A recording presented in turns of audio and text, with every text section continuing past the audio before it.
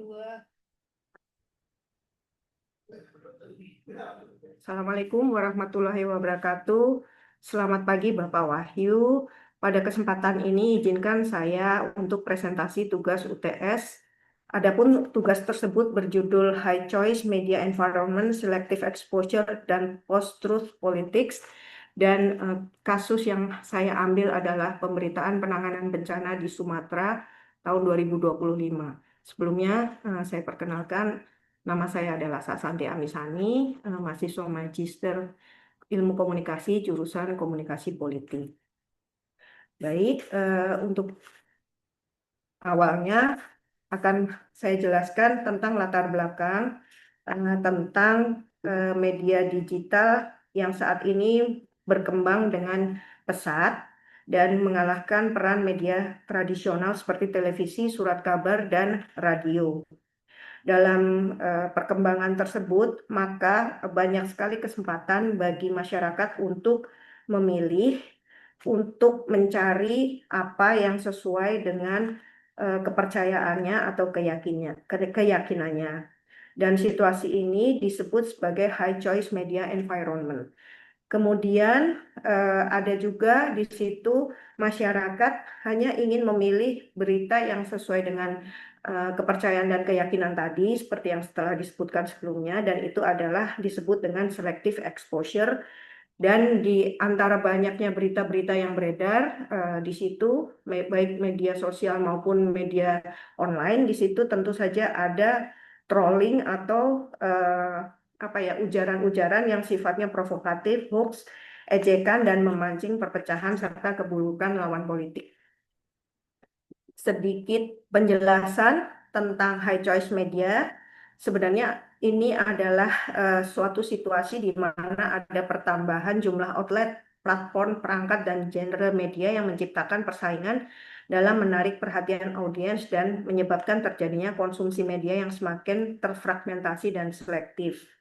Di sini melimpahnya jenis media baik tradisional maupun digital itu tidak dapat dibendung dan mencakup berbagai platform. Dan itu bisa dalam bentuk media sosial, mesin pencari, aplikasi pesan, dan ada jenis akses informasi juga yang muncul banyak sekali, baik langsung maupun terdistribusi dan gaya konten, yaitu di video, teks yang membentuk pasokan media kontemporer saat ini. Sementara pengertian tentang media environment saat ini, high choice media environment menyebabkan individu dapat memilih berita yang sesuai preferensi politik, hiburan tanpa batas, yang bisa menggantikan berita politik dan ruang publik digital yang terbagi-bagi atau terfragmentasi. Kemudian tidak ada lagi sumber informasi politik yang dominan, kemudian keberagaman media secara substantif menjadi berkurang, konsumsi media bersifat individual dan terfragmentasi, serta media lama memiliki sedikit saluran. Sementara high choice media environment itu kebebasan memilihnya tinggi dan paparan politik tidak merata. Sementara selective exposure adalah kecenderungan individu untuk memilih pesan atau informasi yang sesuai dengan keyakinan dan pandangan mereka. Fenomena ini menjelaskan bagaimana warga negara cenderung mencari, menafsirkan, dan mengingat informasi yang konsisten dengan sikap politik atau keyakinan yang sudah dimiliki.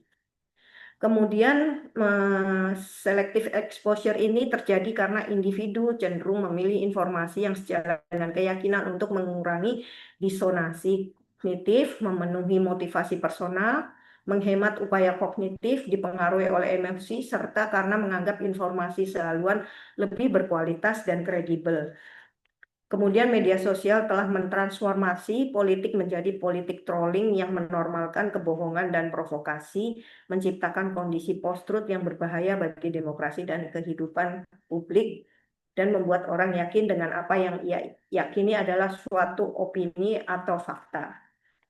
Kemudian yang teori ketiga adalah trolling dan post-truth politics. Di sini seperti tadi sudah disampaikan, trolling itu merupakan adanya fenomena atau yang kejadian yang merujuk pada individu atau kelompok yang berperilaku negatif di platform online dengan tujuan untuk memprovokasi, mengganggu, atau menciptakan ketegangan di antara pengguna yang lain. Kemudian di sini trolling itu dapat merusak fasilitas atau merusak kualitas demokrasi. Kemudian ini sebenarnya disebabkan juga karena teknologi itu sendiri mendukung untuk budaya trolling ini berkembang. Kemudian media sosial menyediakan kondisi ideal untuk trolling karena adanya anonimitas, algoritma, dan kecepatan serta viralitas. Trolling menjadi strategi komunikasi yang efektif secara algoritmik meskipun merusak secara normatif. Untuk contoh atau kasus yang saya ambil adalah penanganan bencana di Sumatera, khususnya di Aceh, Padang dan Medan atau Sumatera Utara pada 2025. Di situ terdapat atau ada kejadian bencana ekologi banjir yang terjadi pada Desember 2025 di 3 provinsi dan menimbulkan dampak besar, yaitu korban jiwa dan orang hilang, titik bencana yang luas, kabupaten kota yang terisolir, ribuan orang harus mengungsi dan kehilangan rumah, kemudian logistik yang kian menipis dan langkanya ketersediaan bahan-bahan pokok yang mahal harganya, serta harga BBM yang makin mahal juga serta langka. Kemudian dalam kondisi ini di Tenggarai pemerintah pusat itu lambat untuk memberikan bantuannya dan akhirnya pemerintah daerah khususnya Aceh menyatakan tidak mampu untuk menangani semuanya. Kemudian dalam pemberitaan ditemukan informasi antara lain tentang pengibaran bendera putih di beberapa wilayah Aceh, kemudian adanya penolakan bantuan asing dalam situasi darurat kemanusiaan yang dinilai bersinggungan langsung dengan hak asasi manusia masyarakat terdampak. Di samping itu ditemukan informasi bahwa penyebab banjir adalah karena rusaknya lingkungan yang telah lama terjadi akibat pemanfaatan hutan untuk perkebunan sawit. Ditemukan juga berita tentang ketegangan antara Gubernur Aceh dengan pemerintah pusat karena lambannya respon penanganan. Kemudian ada juga di media sosial itu berita-berita tentang ungkapan ketidakpuasan terhadap bantuan-bantuan yang dipersulit, kemudian protes atas bantuan pakaian yang justru tidak layak, dan dalam situasi yang demikian sebenarnya masyarakat perlu kritis terhadap isi berita maupun informasi, dan tidak semua informasi itu bersifat berimbang dan dirancang sebelumnya secara mendalam sehingga kualitasnya dipertanyakan. Dengan beragamnya sajian informasi dan berita yang beredar di masyarakat, masyarakat dapat memilih pemberitaan yang sesuai dengan keyakinannya. Masyarakat dapat memilih berita misalnya yang terkait pengungsi, berita yang berkaitan dengan dampak lingkungan, berita tentang kinerja pemerintah, serta upaya influencer dalam menyikapi bencana dan sebagainya. Untuk berita tentang bencana Sumatera ini yang muncul di berbagai media seperti media online maupun media sosial adalah sebagai berikut sebagai untuk contohnya. Ini adanya berita tentang DPR Aceh, kalau tak peduli biarkan pisah kami siap berdiri. Ini dalam menangani bencana tersebut, DPR Aceh merasa pemerintah pusat tidak memberikan perhatian yang sebagaimana mestinya. Kemudian berita tentang pernyataan Mensos bahwa dana bencana Sumatera sebaiknya izin dulu ke pemerintah. Ini juga berita yang cukup menonjol atau viral yang terjadi pada saat bencana itu terjadi sekitar Desember. Kemudian banjir Sumatera, Ketua MPR nilai Presiden punya pertimbangan tertentu karena tidak segera ditetapkan sebagai bencana nasional. Kemudian ini contoh berita tentang bendera putih yang berkibar di sejumlah wilayah di Aceh. Kemudian ini ternyata pada Januari ada solidaritas lintas daerah mengenai saluran bantuan untuk bencana Aceh. Di sini ada beberapa Pemda yang memberikan bantuannya seperti Pemprov Sulawesi Selatan, Kabupaten Bone, dan Kota Batam.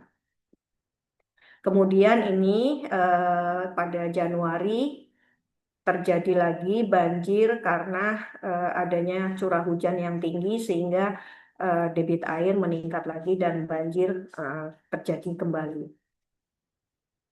Sebagai kesimpulan dari kasus ini adalah sebagai berikut. Banyaknya alternatif media di masyarakat saat ini memberikan kesempatan bagi audiens untuk dapat memilih dan memilah sumber berita yang ingin dibaca dan diakses, termasuk berita tentang penanganan banjir di Sumatera. Tidak dapat dihindari adanya audiens yang ingin membaca atau menikmati atau mengakses berita yang sesuai dengan keyakinan yang selama ini dipercayai saja.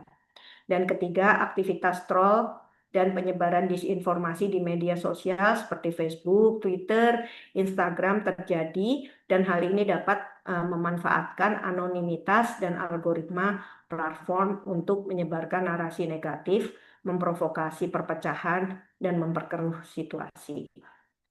Baik, demikian presentasi yang saya sampaikan untuk tugas UTS 2025 ini.